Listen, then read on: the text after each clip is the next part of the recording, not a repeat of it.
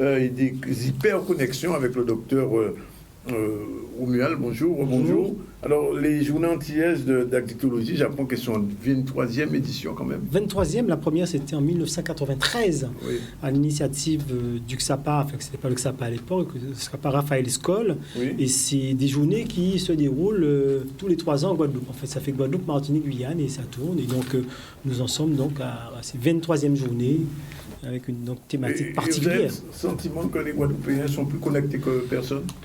Alors, on ne sait pas si on est plus connecté, mais en tout cas, on voit de la connexion. On voit que les Guadeloupéens, comme tout un chacun, ils ont 2 portables, la tablette et l'ordinateur, qu'à des moments où ils pourraient le déposer au restaurant ou ailleurs, ils l'ont en main. Pourquoi ne pas s'interroger? Parce qu'il y a un phénomène qui est quand même, du coup, une maladie, qui est quand même une pathologie. Ça devient une maladie quand c'est une cyberaddiction. Du coup, il faut bien qu'on fasse le diagnostic. Hein. C'est pas parce qu'on a une tablette en main, un téléphone en main, un smartphone en main, qu'on est addict. On peut être très connecté, donc on peut être hyper connecté, sans pour cela atteindre suffisamment de critères pour parler d'addiction. Donc il s'agit pour nous, bien sûr, de réfléchir entre nous, avec les personnes de la Martinique, de la Guyane, mais aussi de la métropole, qui sont là avec nous pendant ces 2 jours. Et il s'agit que tout un chacun puisse s'interroger sur notre manière, notre relation à notre smartphone, qui parfois peut prendre le pas sur... Ça devient vraiment pathologique. Mais ça devient pathologique quand il a pris le pas sur bon nombre de notre manière d'être dans la vie. Ça veut dire de notre manière d'être dans la vie au travail, avec nos enfants, dans notre famille. Ça prend le pas, on est tout le temps connecté, on est au lit, on est dans son salon, on est en train de regarder un film, on est encore connecté, on est tout le temps connecté, donc ça a des conséquences bien sûr. Hein. Alors on vient de dire sur la vie familiale. Ça change le mode de vie, la relation familiale, parentale, amoureuse et tout. Ça va, bien sûr, alors ça va changer, ça va dépendre de chacun, dans sa relation à son objet, à sa connexion.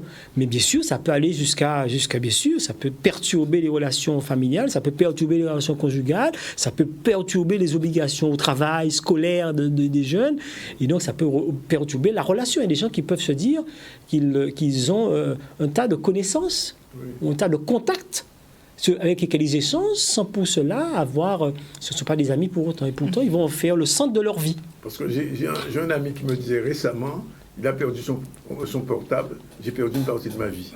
Alors c'est vrai que le portable, on y met beaucoup. Le portable, s'il servait qu'à téléphoner, on ne serait pas là. Oui. Et d'ailleurs, on ne parle plus de portable, on dit au smartphone, parce qu'il sert à téléphoner, il sert à enregistrer, il a les contacts, il a les mails, il a les réseaux sociaux, il a un disque dur avec combien de gigas.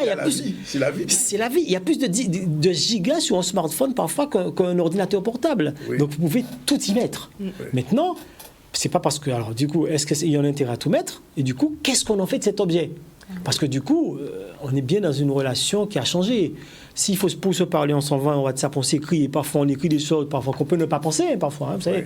On met des émoticônes qui correspondent parfois à rien, l'autre n'a même pas compris ce qu'on a voulu dire, et on se dit, mais on a eu plein de contacts, on est très content. Donc, je pense qu'il faut, peut-être sans diaboliser la question du smartphone et de l'Internet, se poser la question, où on en est, nous, les hyperconnectés, ou les connectés, et puis alors, quelle place je donne. Et hyper connecté. On peut être connecté, simplement. Je suis connecté pour regarder mes mails, je suis connecté pour répondre à quelque chose, et puis je m'arrête là. Je dépose mon téléphone, je travaille normalement, mes enfants font leur devoir. Justement, qu'est-ce qu'on fait? Mais justement, il sonne. C'est à nous. Vous savez, il y a des notifications. On peut mettre sous silence, on peut mettre sur un temps où il est totalement off. On peut gérer. C'est à nous de gérer. Oui. Le portable ne s'impose pas à nous. Il s'impose à nous quand nous voulons qu'il s'impose à nous. Ça veut dire qu'on peut totalement être dans sa vie privée et dire que le portable, il est là, il est dans une pièce dans le salon, là où on veut, et qu'on va l'utiliser quand on en aura besoin. Maintenant, si maintenant toute notre vie, toute notre vie sociale est sur ce portable, il se peut qu'on l'ait parce qu'on attend des messages, on attend des mails, on a besoin, et puis finalement, parfois, on peut aussi trouver un intérêt parce qu'on a du mal avec les autres, on est un peu anxieux social, donc on a un téléphone qui nous regarde pas. Parfois, on a très peu de contact réellement avec les autres. Parfois, on peut être dans la dépression, parfois, on peut être dans l'anxiété. Ça répond à autre chose, du coup. Mais justement, c'est ce que je voulais demander. Quels sont les dangers et les risques de cette cyberdépendance? Les risques, alors, du coup, j'ai déjà un petit peu dit pour la santé psychique. On peut avoir de la dépression, on peut avoir des suicides. Les gens peuvent se suicider par rapport à ce portable. On peut avoir, bien sûr, des troubles anxieux, mais on peut avoir aussi des troubles physiques.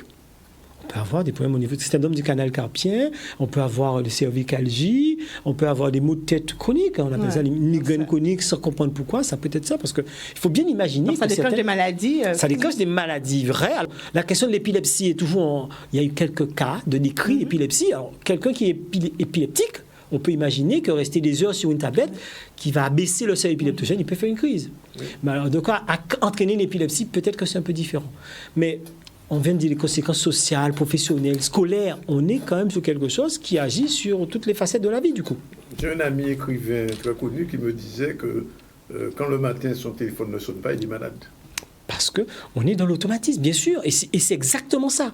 Alors maintenant, il est malade. Est-ce qu'il le dit? Parce qu'il est vraiment malade, mais on peut maintenant pour aller très loin. On va dire qu'il est mal. Voilà. Il est mal. Mais pour aller très loin, il y a des gens qui regardent leur portable très souvent, qui sont très mal, et du coup, ils ont vraiment de l'angoisse, ils ont de la tristesse, ils ont de l'irritabilité, ils sont pas bien parce qu'ils n'ont pas eu le message, ils n'ont pas eu des likes, ils n'ont pas eu de photos, tu m'as pas appelé. Tu n'as pas répondu à mon appel, surtout, c'est surtout ça. Et l'autre phénomène qui renforce Internet, c'est que, vous savez, quand vous publiez des choses sur la toile, quel que soit sur Facebook ou ailleurs, et qu'on vous envoie pas des likes pour vous dire que c'est super, mais parfois, on est très mal, parce qu'il y a des gens qui disent « Ouais, j'ai eu 1000 likes !»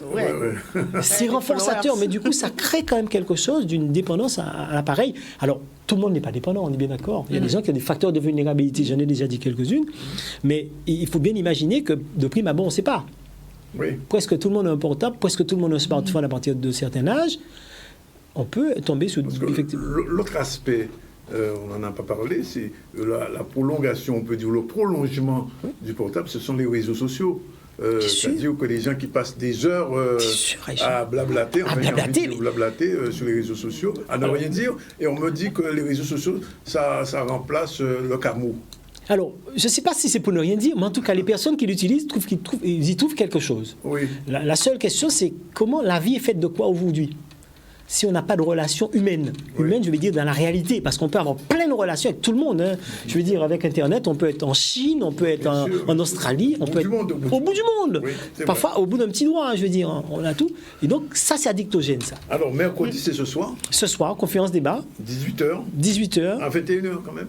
3 heures de connexion. Alors, on va être connecté au maximum, parce que du coup, on va se mettre la limite aussi, le contrôle. Hein, vous savez, il faut savoir contrôler. On va se mettre la limite, c'est 3 heures. Oui. Si maintenant, tout le monde est très content et qu'on a fini au bout de 2 heures, on partira. Mais je pense qu'on ne va pas être là.